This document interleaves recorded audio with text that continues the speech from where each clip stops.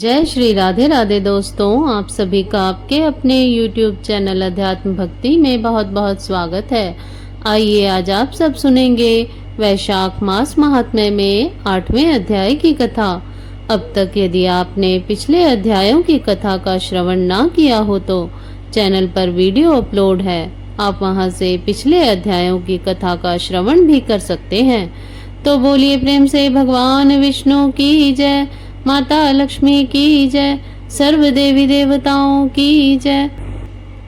तदंतर में राजा मैथिली ने कहा, हे ब्राह्मण, जलदान न करने से इक्ष्वाकु के वंशधर राजा का 3 जन्म चातक होना और मेरे घर में ग्रह गोधी बनना ठीक ही हुआ, क्योंकि साधु महात्माओं की सेवा न करने से गिद्ध की योनि पाई। परंतु आपने जो यह कहा कि उसे 7 जन्म तक कुत्ते की योनि मिली, यह बात मुझे बहुत अनुचित प्रतीत होती है कि उसे बिना कारण के ही कुत्ते की योनि क्यों मिली। हे विप्रवर, मैं आपका प्यारा शिष्य हूँ, आप मेरे इस संशय को दूर कीजिए। राजा के प्रश्नों को सुन महायशस्वी श्रुतदेव धन्य धन्य कहकर कहने लगे, हे राजन, हे पाप रहित, जो तुमने पूछा है मैं उसका समाधान कहता हूँ।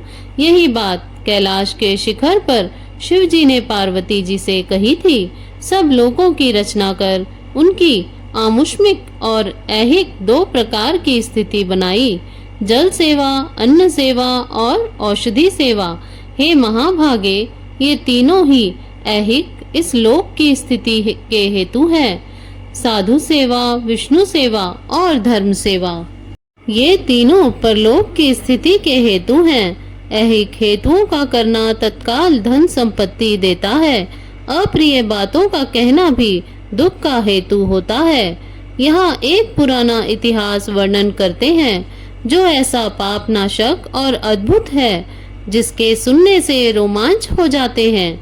यज्ञ दीक्षा में उपगत दक्ष प्रजापति एक समय महादेवी जी को बुलाने कैलाश पर गए। उन्हें देखकर उन्हीं की भलाई सोच महादेव जी ने उठकर आदर नहीं किया। शिव जी ने सोचा कि मैं संपूर्ण देवताओं का गुरु हूँ। स्वामी सेवक के आने पर पति स्त्री के लिए, गुरु शिष्य के लिए नहीं उठते हैं। जो स्वामी स्वयं भृत्य आदि के लिए उठते हैं, उनकी आयु, धन और यश तत्काल नष्ट हो जाता है। इसलिए मुझे उठना उचित नहीं है। यह मेरा प्यारा श्वसुर है। ऐसा विचार कर दक्ष प्रजापति की भलाई सोच महादेव जी आसन से ना उठे। तब महादेव जी द्वारा उठकर आदर न किए जाने के कारण दक्ष प्रजापति को बड़ा क्रोध आया और अनेक प्रकार से महादेव जी के आगे ही निंदा करने लगे कि ऐसा अहंकारी, जिसका धन केवल एक बूढ़ा बैल है, कपाल की हड्डी धारण करते हैं, शमशान में घर है, सर्पों के आभूषण धारण करते हैं, संग में रात दिन भूत प्रेत पिशाच ऐसे ऐसे दुर्जन रहते हैं। दुरात्मा नारद के बताने से मैंने अपनी कन्या सती का विवाह इसके संग कर दिया। यह भी अलग धर्म वाली हो गई, मैं इसे कभी नहीं सह सकता। मेरी पुत्री से भी मुझे कुछ प्रयोजन नहीं। ऐसे विमूढ़ात्मा दक्ष ने सती और शंकर को निमंत्रण नहीं दिया और अनेकों प्रकार के कुवाक्य कहकर चले गए। तदंतर यज्ञ स्थान में जाकर ऋत्विक और मुनियों को संग ले विधि पूर्वक यज्ञ करने लगे और शंकर जी की निंदा करते रहे। ब्रह्मा और विष्णु को छोड़ सिद्ध, चारण, गांधर्व, यक्ष, राक्षस और किन्नर आदि सब देवता यज्ञ में आए। तब सती की इच्छा अपने कुटुंबियों से मिलने तथा उत्सव देखने की हुई। स्त्रियां स्वभाव की चंचल होती हैं। महादेव जी के मना करने पर भी जाने का मन में ठान लिया। महादेव जी बोले, हे वर्णावर्णनी, सभा में बैठकर वह मेरी निंदा करते हैं जो तुमसे सही न जाएगी और तुम निश्चित ही शरीर को त्याग दोगी। अतएव तुम अपने पिता के घर मत जाओ, वहां जाने से तुम्हारा कल्याण नहीं होगा। इस प्रकार समझाने पर भी सती ना रुकी अकेली ही घर से पैदल चल दी। तब नंदी ने चुपचाप सती को अपनी पीठ पर बैठा लिया और महादेव जी के करोड़ों भूतादिगण पीछे चले। सती जी महलों में होती हुई किसी के ना बोलने पर उदास हो महादेव जी की बात को याद कर मंडप में गई। वहां पर भी दक्ष प्रजापति और सभा के सब लोगों को अपनी तरफ देख किसी के ना बोलने पर सती जी वहां खड़ी होकर रुद्र की आहुति तक पिता की चेष्टा देखती रही। जब राजा दक्ष ने रुद्र को छोड़ आहुति दी तो सती आंखों में आंसू भर अकुला कर बोली, बड़ों का अपमान करने से कल्याण नहीं होता है। तुमने रुद्र की आहुति नहीं दी है। ये जितने ऋषि मुनि महात्मा इकट्ठे हैं, इन्होंने भी तुम्हारी दुष्ट बुद्धि दूर नहीं की। विधाता इनके भी विमुख ज्ञात होते हैं। सती की ऐसी बातें कहने पर पुषा देवता मुख फाड़ कर हंसने लगा। शुक्राचार्य के भी दाढ़ी और मूछ फड़फड़ाने लगे। बहुत से बुझा, पांव और कक्षाओं को फड़फड़ाने लगे और दक्ष निंदा करने लगा। उनकी बातों और पति निंदा सुनने का प्रायश्चित करने के लिए क्रोध से लाल हो शरीर त्याग करने का विचार कर सबके सामने देखते ही देखते सती होम की अग्नि में गिर पड़ी। सती के गिरते ही बड़ा हाहाकार मच गया। महादेव जी के गण भागकर शिव जी के पास पहुँचे और सब कथा कह सुनाई। शिव जी ने यह सुनते ही उठकर कालंतक के समान क्रोध से एक जटा उखाड़ पृथ्वी पर दे मारी, जिससे बड़ा बलवान महाकाय वीरभद्र उत्पन्न हुआ। उसके सहस्त्र भुजा थी और रूप यमराज के समान था। वह महादेव जी के सम्मुख हाथ जोड़कर कहने लगा, क्या आज्ञा है? यह सुन रुद्र भगवान क्रोध करके अपने सम्मुख खड़े हुए वीरभद्र से बोले कि तुम बड़े बड़े बलवान भूत गणों को अपने साथ ले जाकर मेरे निंदक दक्ष का नाश कर दो, जिसके कारण मेरी प्रिया सती को शरीर त्यागना पड़ा। महादेव जी की आज्ञा पाकर वे सभी यज्ञशाला में पहुँचे और देवता, असुर, मनुष्य आदि सब सुंबटों को मार गिराया। पुषा के दांत उखाड़ डाले तथा दुरात्मा भृगु की दाढ़ी मूछ उखाड़ डाली। जिसने जो अंग फड़काया था उसका वही अंग वीरभद्र ने उखाड़ फेंका और दक्ष के सिर की रक्षा भृगु के मंत्र बल से करने के कारण बड़े उद्योग करने पर भी सिर न कटा। तब रुद्र ने स्वयं आकर उन दुरात्मा का सिर काट अलग कर दिया और यज्ञ में जो आए थे उनका संहार कर गणों सहित कैलाश को चले गए। मरने से जो बचे थे वो ब्रह्मा जी के शरण में चले गए। उनको संग ले ब्रह्मा जी कैलाश पर पहुँचे। महादेव जी का क्रोध शांत कर समझा बुझाकर उन्हें ले यज्ञशाला में गए और जो यज्ञ में मारे गए थे उन सबको जीवन दान कराया।